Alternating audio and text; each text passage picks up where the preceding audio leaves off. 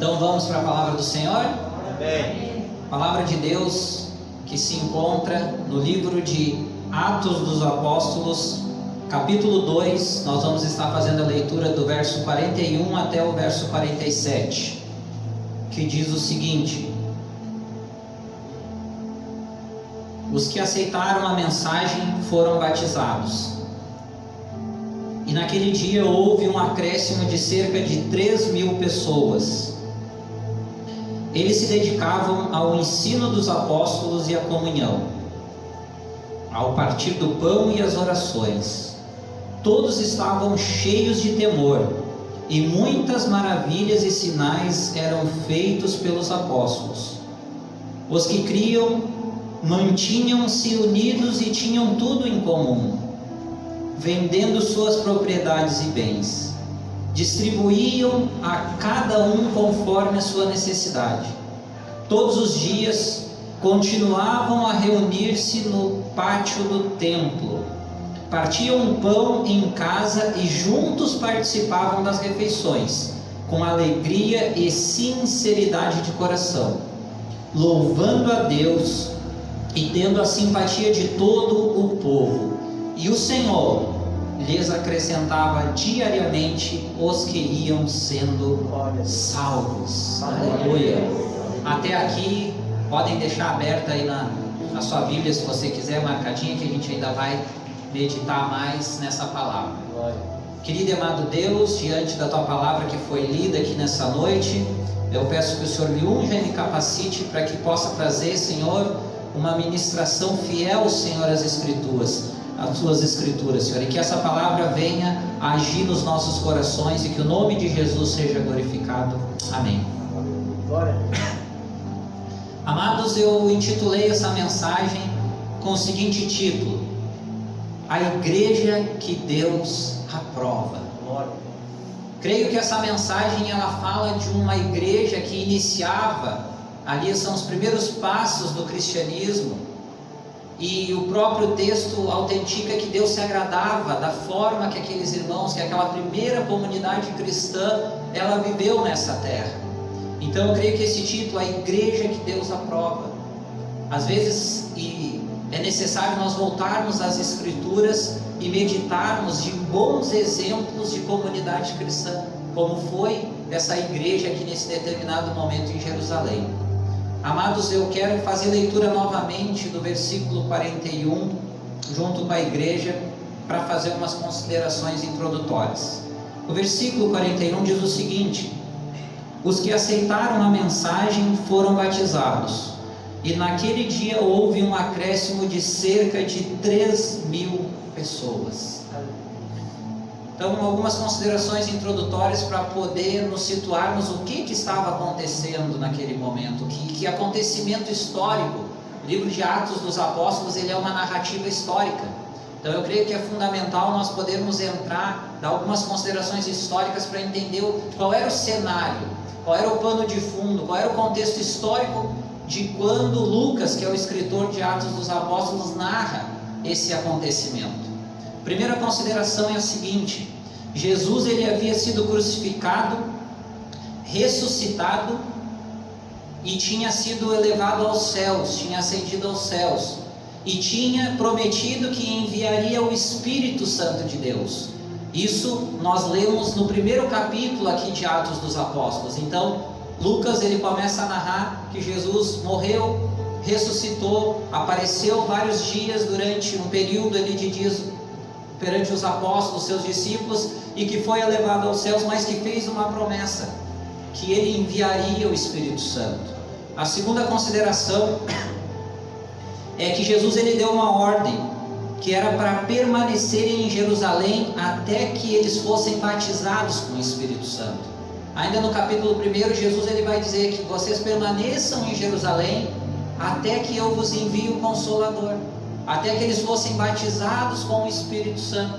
Então eles estavam reunidos ali no primeiro momento, aguardando o cumprimento da promessa de Jesus. E nós vamos ver que no capítulo 2 de Atos, inicia esse capítulo que nós estamos meditando nessa noite. Ele inicia com a narrativa histórica do batismo com o Espírito Santo. de quando o Espírito Santo desceu sobre aquele grupo de irmãos que estavam reunidos lá, atendendo ao pedido e ao mandamento de Jesus. Então eles recebem o Espírito Santo. Após isso, a terceira consideração, depois que eles recebem o Espírito Santo ali no famoso recebimento do Espírito Santo, batismo com o Espírito Santo na festa de Pentecoste, eles são cheios do Espírito Santo, e Pedro, no início do capítulo 2 ali, vai narrar que ele pede a palavra e começa a pregar o primeiro sermão da igreja cristã. O primeiro sermão da igreja é Pedro que prega, pede a palavra junto com os irmãos e começa a pregar. E nós vamos ver que o resultado dessa pregação, então Pedro pregando para aquela multidão que estava na festa de Pentecoste, pessoas de várias nacionalidades, o capítulo 2 mesmo diz que tinham naquela ocasião. Nós vamos ver no versículo 41, que eu li aqui, o resultado daquela poderosa pregação de Pedro, ungido pelo Espírito Santo, cheio do Espírito Santo. Qual foi o resultado? Cerca de 3.000 pessoas se converteram na primeira pregação da história do cristianismo. Glória a Deus. Aleluia. Amados, esse é o contexto histórico. Era isso que estava acontecendo quando originalmente do que Lucas narra aqui no livro de Atos dos Apóstolos. Era literalmente o início da igreja. E aqui a partir do 42, do verso 42, já vai ter passado algum tempo, a Bíblia não diz quanto tempo, mas com certeza é um espaço de tempo bem curto. Mas até o verso 41 ele vai narrar o acontecimento que aconteceu em Pentecoste, a descida do Espírito Santo, a primeira pregação e o resultado da pregação, que são cerca de 3.000 pessoas ganham. Glória a Deus. Eram cerca de 120 e depois da pregação já eram mais cerca de 3.000 acrescentados. Então, a partir do verso 42 já vai narrar de como aquela primeira congregação, aqueles primeiros cristãos já estavam sobrevivendo, como eles estavam vivendo naquela ocasião. Aleluia. Então eu quero fazer, depois dessas considerações iniciais, a leitura aqui do versículo 42 e do 43 juntamente com a igreja, que diz o seguinte: eles se dedicavam ao ensino dos apóstolos e à comunhão, ao partir do pão e às orações. Todos estavam cheios de temor, e muitas maravilhas e sinais eram feitos pelos apóstolos. Primeiro ponto aqui, amados. Lucas relata que eles tinham 4 dedicações especiais. Lucas ele vai narrar ali 4 dedicações especiais que aquela comunidade, ele está se falando ali aquela comunidade cristã que havia se estabelecido ali em Jerusalém. A primeira é o ensino dos apóstolos. Veja que ele vai narrar que eles se dedicavam ao ensino dos apóstolos. Naquela época, amados, ainda não existia o texto escrito. Naquela época, a transmissão, a forma que Deus usava os apóstolos era oralmente, era através da sua palavra falada, era através da oralidade, ainda não tinha a palavra escrita. Mas vejam que interessante que Lucas diz que eles se dedicavam aos ensinos dos apóstolos. Aquilo que os apóstolos pregavam, aquilo que os apóstolos ensinavam, eles se dedicavam em praticar nas suas vidas. Aleluia. E aqui eu já quero abrir uma primeira aplicação para os nossos dias, um parênteses. Naquela época, era através da oralidade que Deus usava os apóstolos, aqueles primeiros líderes da igreja, para falar com a sua comunidade, com seus filhos. Aprove a Deus, os apóstolos passaram. Lá no primeiro século, todos eles vieram a falecer. Mas aprove a Deus manter o ensino dos apóstolos preservado através das Escrituras, através do Novo Testamento da nossa Bíblia. Aleluia. Assim como aquela palavra falada dos apóstolos era a palavra de Deus para aquela comunidade, a nossa palavra, a nossa Bíblia é a palavra de Deus para nós. Glória a Deus. Aleluia. Assim como eles estavam debaixo da doutrina dos apóstolos, nós também estamos debaixo das doutrinas dos apóstolos. Aleluia. Porque Deus deixou registrado na sua palavra tudo aquilo que os apóstolos ensinavam e que aprove a Deus que fosse preservado, para que desse continuação na sua igreja. Aleluia. Então nós devemos viver assim como aquela primeira comunidade, debaixo da doutrina dos apóstolos. Aleluia. Debaixo da doutrina da palavra de Deus. Segunda dedicação deles, a segunda, a terceira e a quarta, elas estão interligadas, mas a segunda fala em comunhão, que era o ensino dos apóstolos e a comunhão. Olha que lindo. Aquela igreja, ela tinha comunhão. Aleluia. Aquela igreja, ela era unida. E essas outras duas considerações que ele faz aqui, elas estão ligadas à comunhão. Veja bem, ele fala em comunhão, partir do pão e orações. O partir do pão aqui é o partir do pão coletivo, que é comunhão. Eles se reuniam até para se alimentar juntos. Eles se reuniam para orar juntos. Todas essas coisas, o partir do pão e as orações eram coletivas. Aleluia. E tem muita gente ainda que diz que não precisa congregar em uma igreja, né? Que não precisa ter comunhão com os irmãos, que cada um pode ter o seu Deus no coração e não precisa da coletividade. E falam às vezes, sem estudar a palavra de Deus, com más interpretações, no meu ponto de vista, que a Bíblia, o Novo Testamento não diz isso, não ensina isso. Aqui é um dos textos que diz. Eles faziam isso coletivamente e eram elogiados por essa coletividade, por essa comunhão, que ia muito além de se reunir em um templo e cultuar a Deus ali 1h30, 2 horas, uma vez por semana. Não, eles partiam pão, eles partiam as orações, eles oravam juntos, eles estavam em comunhão. Aleluia. Segundo ainda outro ponto aqui, veja que interessante, todos tinham temor de Deus. Todos tinham temor de Deus. E os apóstolos realizavam sinais e maravilhas. Aleluia. Aleluia. Glória a Deus.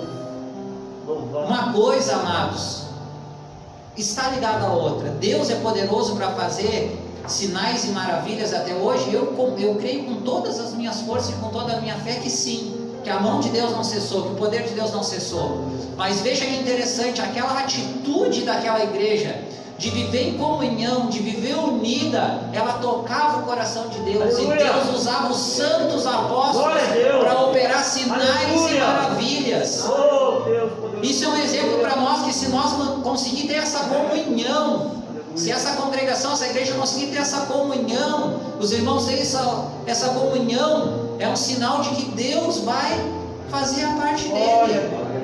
Aleluia. Vamos fazer a leitura do verso 44 e 45, que diz o seguinte: os que criam mantinham-se unidos e tinham tudo em comum, vendendo suas propriedades e bens, distribuíam a cada um conforme sua necessidade. Aleluia.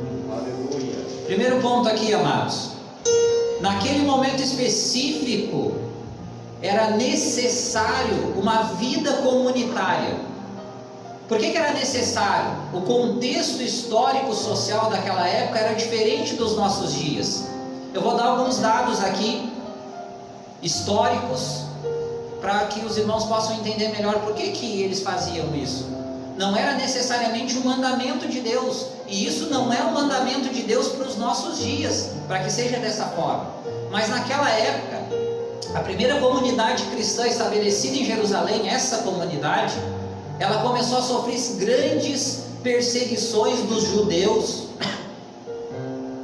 e também das autoridades romanas ali estabelecidas. Então as pessoas que se identificavam como cristãos eram perseguidos pelos judeus e também pelas autoridades, eram presos, torturados, e muitas vezes as pessoas deixavam de comprar, vender, negociar com pessoas simplesmente pelo fato de elas serem cristãs. Então começou a gerar um problema econômico, socioeconômico em muitos membros da igreja. Então a igreja naquele momento, ela teve a necessidade de aqueles que tinham propriedades e bens vender e distribuir entre os outros, para que houvesse sustento, para que aquela primeira igreja ela pudesse sobreviver, e isso em fins físicos, em fins financeiros, biológicos. Então naquele momento era necessário que as pessoas às vezes vendessem tudo que tinham e depositassem aos pés dos apóstolos. Mas aquele foi um momento histórico. Naquele momento da história da igreja lá em Jerusalém, a coisa foi dessa forma. E fica aqui que eles não se apegavam, eles entenderam essa necessidade, e as pessoas de livre e espontânea vontade faziam isso. Segundo ponto aqui, eles abriam mão de seus bens privados para o sustento da comunidade.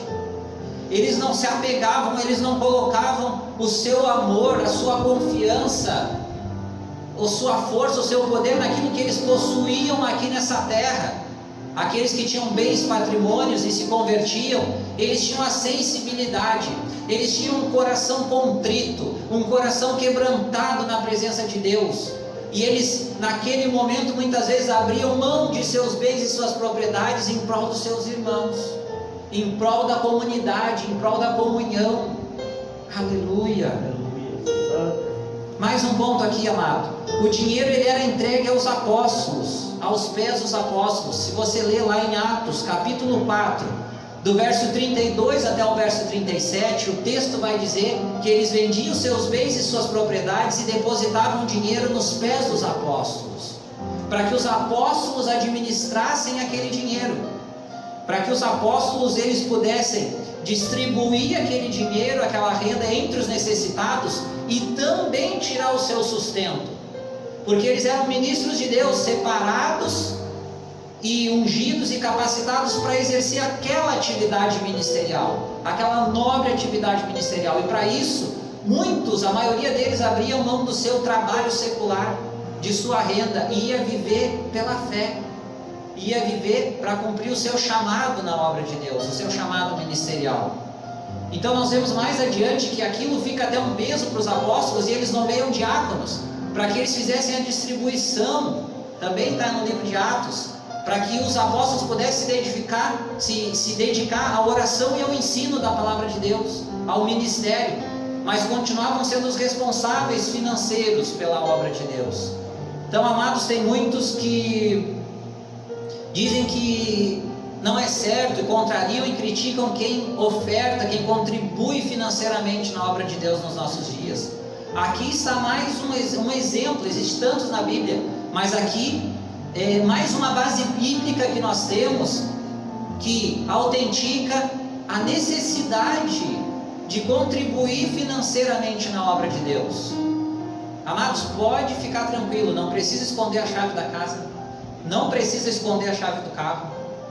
Eu não vou fazer aqui que nem certos falsos profetas aí e falsas igrejas que querem depenar as pessoas literalmente, que acham que tem que entregar casa, carro. Como eu disse aqui, naquele momento era um momento específico. Eu não estou aqui pregando dizendo que hoje você tem que vender todos os seus bens e vir aqui depositar no altar. Eu não estou dizendo isso, porque hoje a nossa situação socioeconômica é diferente. Hoje o nosso contexto histórico é diferente. Olha como Deus é maravilhoso. Hoje nós não precisamos vender todos os nossos bens para que os nossos irmãos tenham sustento. Mas isso não nos exime de contribuir financeiramente para pelo menos a manutenção da obra de Deus. E quando eu falo manutenção da obra de Deus, é todas as despesas para manter o templo, o som, o aluguel, enfim, a manutenção física, e também para manter o salário, o sustento daqueles que abrem mão de ter um trabalho secular e dedicam a sua vida para o santo ministério. Aleluia! Que é um santo ministério, de se dedicar exclusivamente para a pregação da palavra de Deus, para pastorear a igreja de Deus. Aleluia. Então, amados, eu desconfio quando uma pessoa se converte, mas o bolso não se converte. Eu desconfio, porque uma das formas, eu não estou dizendo que é a forma, eu vou repetir aqui, não estou pedindo para ninguém dar nada extra, não estou falando isso aqui para no fim fazer um apelo, de maneira nenhuma, nunca fiz isso, eu nunca vou fazer. Mas eu estou dizendo que é uma das formas de amar a Deus, é contribuir na sua obra. Aleluia, aleluia. Eu desde que me converti tenho prazer em contribuir financeiramente na obra de Deus, porque eu sei que aquilo que eu contribuo, que vocês contribuam, mantém a porta aberta, a igreja aberta, as pessoas que estão aí judiadas, sacrificadas no mundo, filhas da ira, filhos de Satanás, eles podem entrar por uma porta em um culto, aonde pode ser pregada a palavra de Deus, e aquelas pessoas se convertem e são salvas. Glória a Deus, aleluia. É necessário que a igreja mantenha toda essa estrutura na atualidade, para que a obra de Deus não pare, para que a obra de Deus triunfe. Não que a igreja fique submissa apenas às 4 paredes, não, mas elas são essenciais, elas são um braço, uma necessidade. É através da manutenção desse culto, dessa estrutura hoje em dia, que nós podemos levantar obras missionárias, trabalhos missionários, que nós podemos ajudar os necessitados. A igreja também pode de alguma forma fazer um trabalho de assistência social. Para tudo isso precisa a entrada das receitas, amém? Glória. Então, viu, não precisou esconder a chave ali, guardar, não tem problema, tá? Fica tranquilo aí. Amados, vamos fazer leitura agora do verso 46 e 47, que diz o seguinte: todos os dias continuavam a reunir-se no pátio do templo, partiam o pão em casa e junto participavam das refeições, com alegria e sinceridade de coração, louvando a Deus e tendo a simpatia de todo o povo. E o Senhor lhes acrescentava diariamente os que iam sendo salvos. Glória a Deus. Glória. Louvado seja Deus por isso. Primeiro ponto aqui, amado.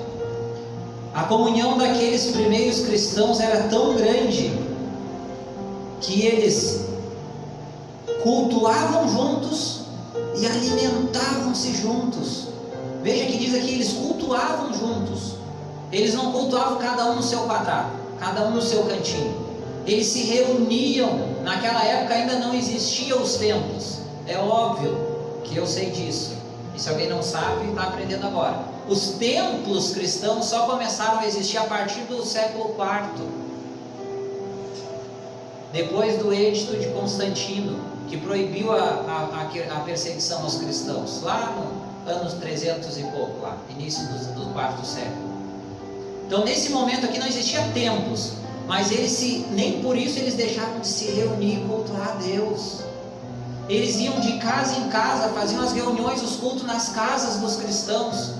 Como hoje existe esse trabalho celular. Esse trabalho celular não é algo novo, era assim lá na igreja, começou assim na igreja primitiva.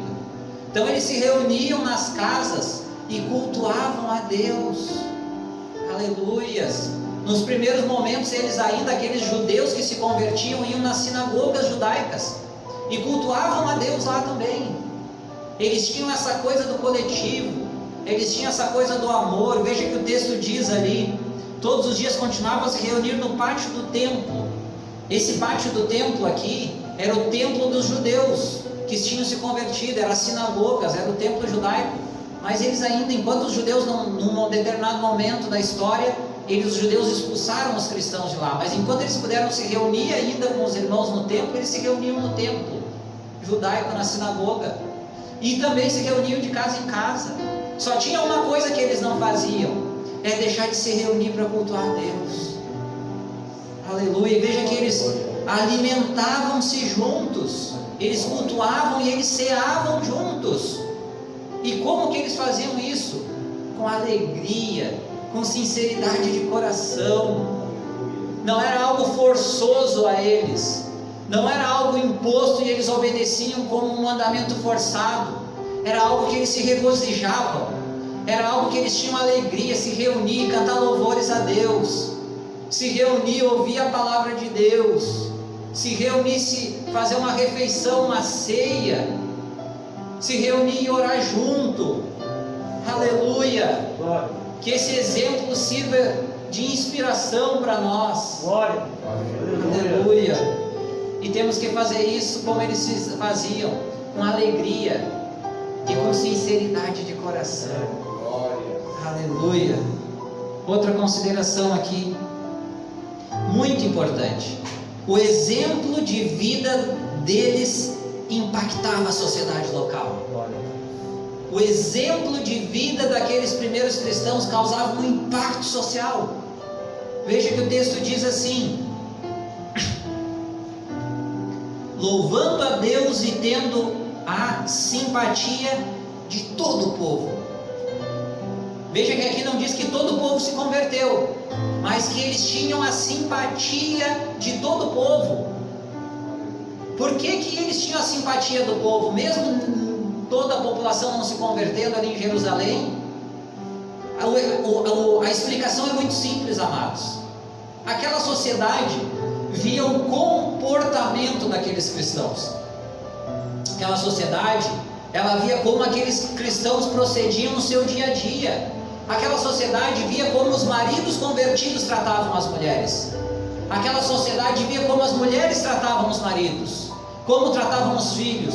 Aquela sociedade via como as pessoas se tratavam, as famílias, às vezes pessoas que nem se conheciam, se conheceram depois da conversão.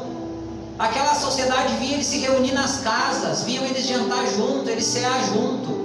Aquela sociedade ficava perplexa, com certeza, com pessoas abastadas financeiramente que se convertiam e tinham bens e vendiam aqueles bens e distribuíam entre os outros irmãos necessitados. O exemplo daquela primeira comunidade causava um impacto social ao ponto de toda a sociedade ter simpatia deles, pelo menos. Muitos até não se convertiam, mas diziam: eles são diferentes. Que povo é esse? Que grupo é esse? Que abre mão até dos seus bens para dividir entre os outros necessitados. Aleluia. Glória, glória. Mais um ponto aqui, amado. Deus se agradava muito daquela situação e diariamente ia acrescentando novos membros àquela comunidade cristã. Aleluia. Veja que o texto diz: e o Senhor lhes acrescentava diariamente os que iam sendo salvos. Glória a Deus. Aleluia. Aleluia. Deus se agradava daquela situação, Deus se agradava daquele comportamento daquela igreja primitiva. Aleluia. E Deus ia diariamente acrescentando pessoas que eram salvos. Isso é muito forte, amados, porque só tem duas situações, segundo a palavra de Deus: salvo e condenado. Isso em relação à eternidade, céu e inferno, salvo e condenado. A cada pessoa salva era uma que saía da condenação. E veja que Deus se agradava, que Deus ia usando aqueles homens, aquelas mulheres que estavam fazendo a obra de Deus, e as conversões eram em massas. Eram multidões que se convertiam à palavra do Senhor. E aquele exemplo daquelas pessoas chamava a atenção da sociedade. Talvez muitos vieram para Cristo, vieram numa reunião, numa célula, ouvir a palavra por curiosidade, por ver o comportamento daquelas pessoas na sociedade. Talvez as pessoas às vezes nem pregavam em si na rua ali, até porque eles eram combatidos, perseguidos. Às vezes as pessoas procuravam porque estavam curiosas. E lá, quantas pessoas às vezes vêm nas igrejas, né? Estão passando por uma situação lá e você convida, enfim, tal, e ela não vem muito convencida que vai acontecer algo na vida dela, mas ela vê às vezes o teu comportamento na tua casa, na tua vida, na tua família, no teu trabalho, e te dá um crédito. E aí vem, e aí a gente já sabe o que pode acontecer, né? Deus vai acrescentando diariamente, culto a culto, dia a dia, aqueles que vão sendo salvos. Aleluia. Amados, eu quero iniciar a conclusão dessa mensagem. Eu quero concluir essa mensagem em 3 pontos. Diante de tudo que foi exposto aqui, segundo a palavra do Senhor. O primeiro ponto é o seguinte: Deus espera que a igreja seja uma comunidade unida, que lute para estar em plena comunhão. O que nós aprendemos com a exposição dessa mensagem?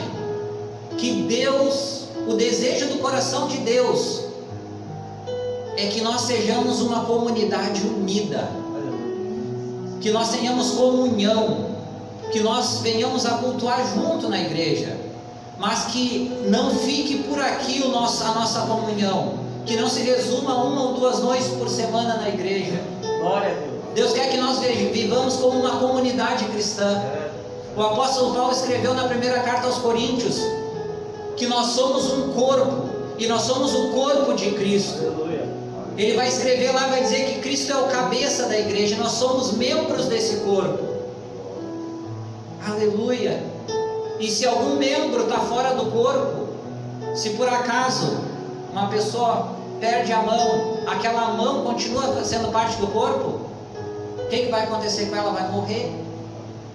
O corpo, Os membros, eles só são membros do corpo quando eles estão ligados ao corpo. Glória a Deus. Quando eles fazem parte do corpo. Aleluia. É isso que Paulo escreveu, é isso que Deus usou Paulo para escrever, para nos ensinar. A palavra nos ensina. Aleluia. E ele vai escrever lá e vai dizer: quando um membro sofre, todo o corpo sofre. Quando um membro se alegra, todo o corpo se alegra. Aleluia. Pode por acaso sair aqui e dar com um dedinho aqui, né? E dói, né? Vai ver que a minha boca vai dizer, para olhar para o meu dedinho, vai dizer: bem feito, está doendo, bem feito.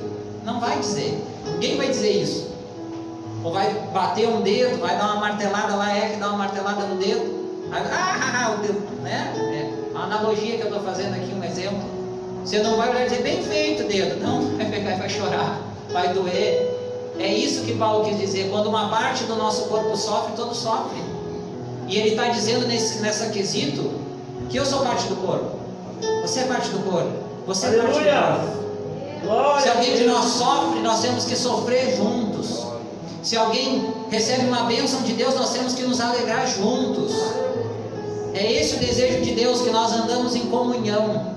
O desejo do meu coração é que essa congregação cresça. Aleluia. E que ela possa cada vez mais e mais andar em comunhão. Glória a Deus. Aleluia. Aleluia. Aleluia. Segundo ponto aqui: nosso comportamento pessoal e ministerial é analisado pela sociedade, que nos julga pelos nossos próprios atos. O que a gente aprende com esse texto aqui também? Que a sociedade, ela nos olha. E a sociedade, ela não está aqui no culto toda semana. Ela não conhece a palavra de Deus muitas vezes, ela não tem, ou às vezes até já leu a Bíblia, mas ela ainda, as pessoas que não são convertidas, elas não têm a iluminação do Espírito Santo. Elas não têm a revelação da palavra, a palavra revelada, que é o Espírito Santo que dá. Então, amados, eles olham e eles julgam a igreja, não pelo que necessariamente é pregado no culto, o que é cantado, o que acontece aqui, porque eles não estão aqui para ver. Eles julgam muito mais por aquilo que nós somos na sociedade. Eles julgam, o vizinho vai nos julgar pela forma do nosso comportamento em casa. Se o marido bate na mulher, se a mulher é escandalosa lá, faz tumulto toda hora. Como você é com seus vizinhos? Você vai refletir aquilo que você é para a sociedade. No seu trabalho, como que você é lá no seu trabalho, com seus colegas de trabalho, com seus clientes, enfim, com pessoas que você tem contato. As pessoas vão olhar para o nosso comportamento pessoal. E elas vão julgar Cristo por nós, por como nós nos comportamos. Você vai ter crédito de convidar uma pessoa para vir num culto, numa reunião, na igreja, se você for uma pessoa que tiver um comportamento exemplar. Se você for uma pessoa que não tiver um bom comportamento, quem é que vai te dar crédito de querer vir num culto, por exemplo? Vai convidar, não, mas o quê? É para ir no culto para ser igual tu é? Não, deixa eu ser assim do jeito que eu estou, que tá bom. Sabe aquela coisa de, eu já ouvi muitas pessoas, infelizmente, nunca concordei com nenhuma delas, já liderei, já pastoreei 2 igrejas já, sei bem o que é lidar com pessoas, e algumas já tive situações de aquelas pessoas que dizem: eu nasci assim, eu sou assim, eu vou morrer assim, eu não mudo. Eu tenho dificuldade de acreditar que essa pessoa se converteu de verdade, porque a palavra de Deus diz que a gente tem que morrer para o mundo e viver para Cristo. A palavra de Deus diz que nós temos que ser novas criaturas em Cristo, que nós temos que nascer de novo. O que Cristo vai falar para Nicodemos? Aleluia. Está lá no Evangelho de João, vai dizer para ele: é necessário nascer de novo. Glória a Deus. Aleluia. Nascer da água e do Espírito. É necessário uma conversão e transformação. Conversão é mudança de direção. Eu era assim, eu vivia assim, mas eu conhecia a palavra, Deus tocou meu coração. Aleluia. Eu me entreguei para Cristo. Glória a Deus. E Cristo, o Espírito Santo, começa a trabalhar em mim. E eu viro e começo a andar para lá. Eu era assim, mas eu vou lutar contra o velho eu. Eu era assim, mas Deus vai me transformar. Eu era assim, mas eu vou mudar. Eu vou lutar contra o meu ego. Eu vou lutar contra o meu eu vou me transformar. Eu vou ser diferente, eu vou ser melhor. Aleluia. E as pessoas vão ver a tua transformação. E as pessoas vão ver o teu comportamento. E muitos vão vir para Cristo por conta disso. Aleluia. A história do cristianismo prova isso. Aleluia. Aleluia. Terceiro e último ponto. É tempo de buscarmos união e darmos bons exemplos, para que Deus vá acrescentando salvos e aumentando a comunidade cristã. Aleluia.